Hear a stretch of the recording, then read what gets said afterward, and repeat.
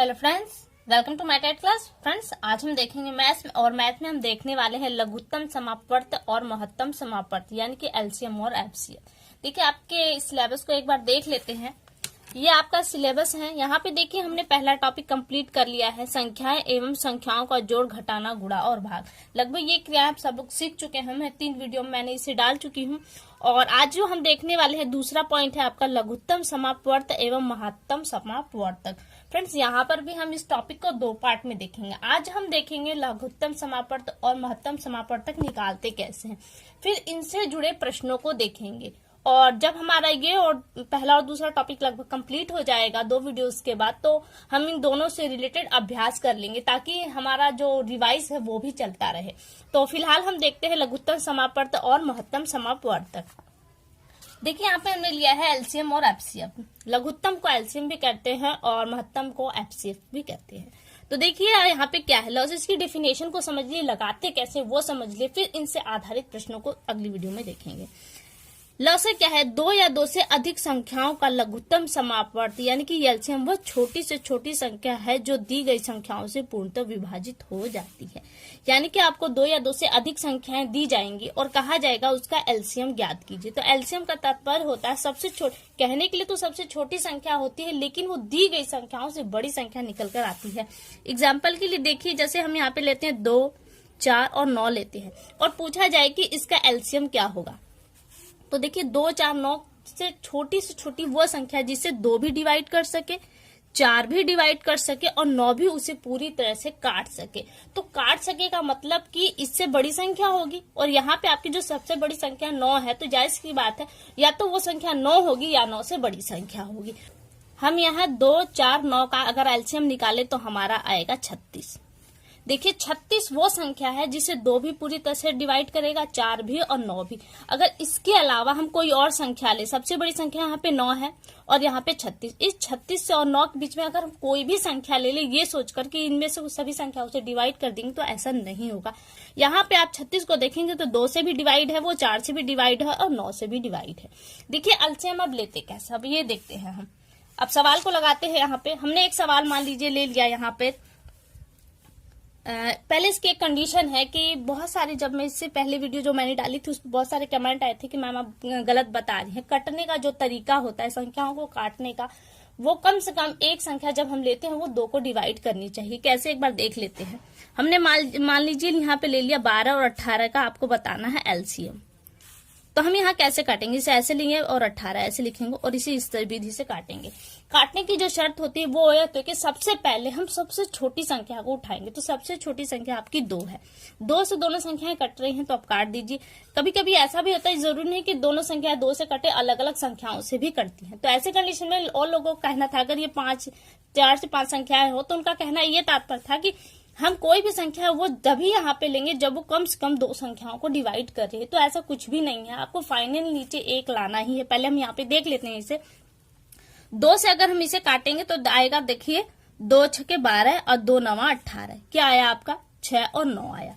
फिर हम काटेंगे यहाँ पे, देखिए हम 2 से भी काट सकते हैं और इसे 3 से, क्योंकि दोनों संख्याएं अलग अलग है, लेकिन उनका कहने का तात्पर्य था कि कम से कम वो संख्या 2 को काटनी चाहिए।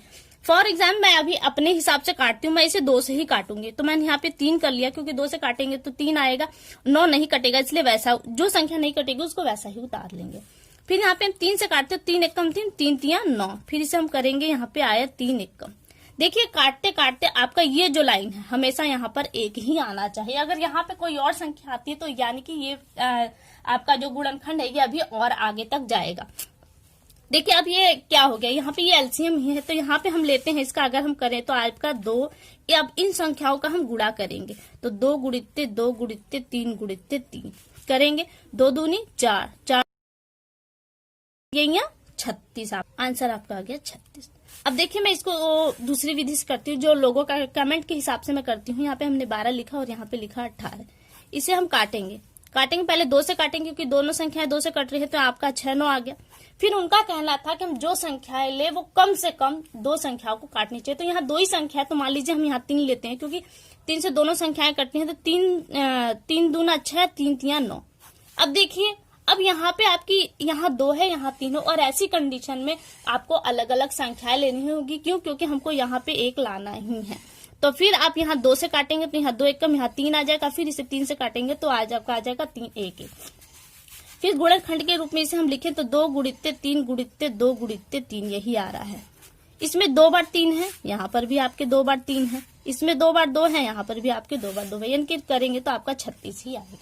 ये दोनों ही कंडीशन में वही आने वाला है। ये जरूरी नहीं है कि यहाँ पे 1 अंक कटे या 2 अंक कटे, आपको फाइनली यहाँ पे यानी कि लास्ट में आपको 1 लाना ही है।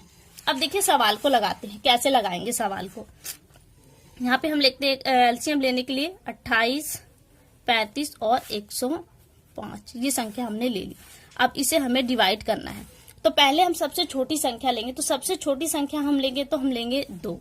2 से काटेंगे तो यहाँ 10 आ जाएगा, यहाँ काटेंगे तो 14। 2 से 35 नहीं डिवाइड है इसलिए 35 को वैसा ही लिख देंगे, 105 डिवाइड नहीं है इसलिए उसको ऐसा ही लिख देंगे। अब देखिए यहाँ पे कटेंगे। अब यहाँ पे हम फिर इसे 2 से काटेंगे, 2 से काटेंगे तो यहाँ आ जाएगा 5, यहाँ आ जाएगा 7, और 35 नहीं कटेगा इसलिए 35 का वैसा उतार देंगे। जो संख्या नहीं कटती उसको वैसे ही उतार देते हैं। अब देखिए यहाँ पे कौन सी संख्या लेंगे। अब 2 से कोई डिवाइड नहीं है, 3 से है, 3 से 105 कटेगा, बाकी संख्या नहीं कटेंगी। तो आप यहाँ 3 से इसे भी काट दीजिए, ये 5 आ गया, ये 7 आ गया। जो संख्या नहीं कटेगी उसको वैसे का वैसा ही उतार देंगे।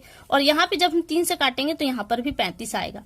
फिर इसे काटेंगे तो देखिए अब किससे कट रही है संख्या। अब हमारी 5 से ही तीनों संख्याएं कटेंगी तो यहाँ हम 5 लेंगे।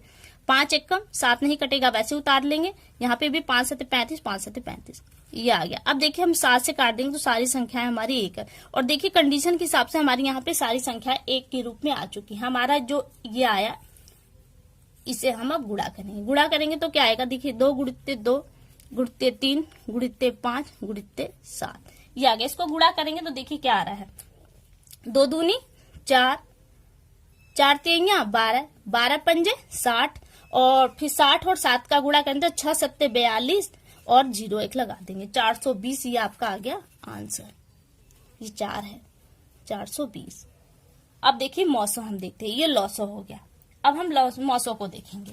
ये आपका रहा मौसम। देखिए मौसों के लिए क्या करेंगे, डेफिनेशन को देख लीजिए। मौसम यानी कि एचसीएफ 2 या 2 से अधिक संख्याओं का महत्तम समापवर्तक यानी कि एचसीएफ भी जिसे हम कहते हैं, वह सबसे छोटी से छोटी संख्या होती है जिससे सभी दी गई संख्याएं पूर्णतः विभाजित हो जाए। जैसे मान लीजिए हम एग्जाम्पल में ले लेते हैं 6, 9 और 12।